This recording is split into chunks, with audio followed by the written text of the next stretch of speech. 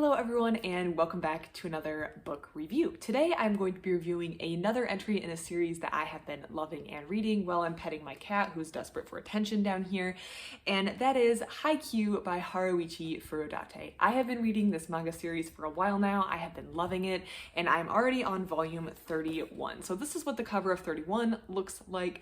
I want to just start this off by saying that I'm going to assume that you have familiarity with the series up to this point in going into this review. If you don't care about spoilers, obviously you can keep watching this review if you don't plan to read the series yourself. But if you want to at least have a knowledge of what's going on in the series up to this point, or if you just want a refresher of what's been going on, then I would recommend going to my channel and watching my reviews of volumes 1 through 30 because I have those reviews on my channel. So let's dive into volume 31 and talk about what's going on. A key aspect of this book is given away by the cover, which of course I feel like a lot of these manga series do. The key focus of the book is about a character on the cover, or the character on the cover kind of can indicate what's going on in the book. I mean, that's what the purpose of a book cover is, to kind of give you some idea of what's going on. And we have our, so I always say this wrong and my sister corrects me, libero or libero, the defensive specialist. We're just going to say defensive specialist, Nishinoya. Nishinoya is the defensive specialist for the Karasuno High School team. And right now they are in a very intense fight with the high school team in Narazaki. So Narazaki is this team that is known to be one of the top contenders in the spring tournament. Karasuno is at the spring tournament. They won a spot. They won the right to go to the tournament, but there's obviously some teams that are more favored to win this tournament than others. Karasuno is probably not one of the favored teams, but Narazaki is one of the favorite teams. And because of this tournament structure, that favorite team is going to have to play some other people earlier in the tournament, and it just happens to be Karasuno. Karasuno barely held on to their wits, basically, and was able to steal set 1 away from Inarizaki High School. However, Inarizaki has come back with a vengeance, and they are very far ahead in set 2. They have come out of the gate, they are away, they are to the races, they are far ahead, and Karasuno has racked up this massive deficit. So volleyball is played to 25 points in a set, and you need best 2 of 3 or best 3 of 5 to win. So they're playing up to 25 points, and Inarizaki is closer to 25. So, and they also need to win by 2. Karasuno is trying to chip away at this deficit, but there's also this time element, because if Inarizaki reaches that 25 mark before Karasuno is able to catch up, then Inarizaki wins. If Karasuno is within 1, if they're at 24 when Inarizaki reaches 25, then they've kind of caught up enough to kind of force this, like playoff where one of them has to win by 2.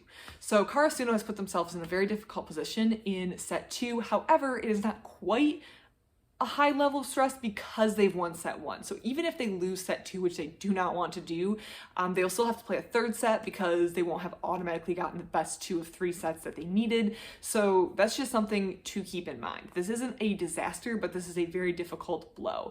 And this is made even more difficult because the other team is targeting the defensive specialist on Karasuno's team, that is Nishinoya. So this is a character that's very energetic. He kind of is almost like Hinata a little bit. He has that energy, he has that passion, he has that enthusiasm. He's always kind of jumping around and acting a little crazy.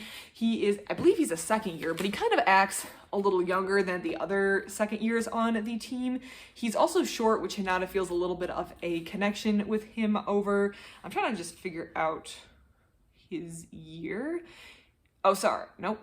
Of course, now I'm not gonna be able to find him very quickly. He's a second year. Yes.